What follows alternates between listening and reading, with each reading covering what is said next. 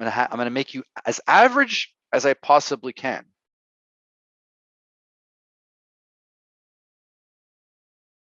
Sean Shang, I've been on TRT for about a year, 140 milligrams weekly. Latest labs showed 562 nanograms per deciliter and free T of 158 pgml, range 35 to 155. This translates to a free T of 15.8, correct? Yes. Sean Shang, you're kind of like the other guy.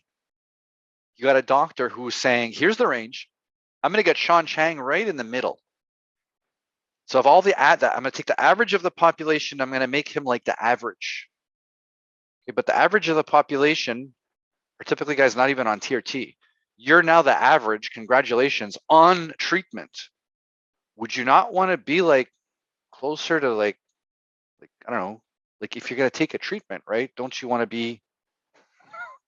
I don't know. I don't get why these doctors are like, we're going to look at the range and I'm going to get you in the middle. I'm going to make you as average as I possibly can. You're going to pay a lot of money for labs and medications, this, that. You're going to have to inject yourself all the time. I'm going to get you to the why? To do the whole point is to get you optimal, right? So are you feeling optimal with a free T of 15.8?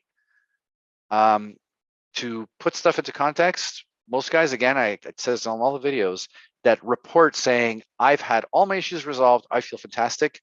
Free T is sitting about 30 to 50. You're at 15. Okay, so you would almost need to double your dose just to get into the levels where a lot of these guys are saying that they feel their best. Now, that doesn't necessarily imply that you need to increase your dose.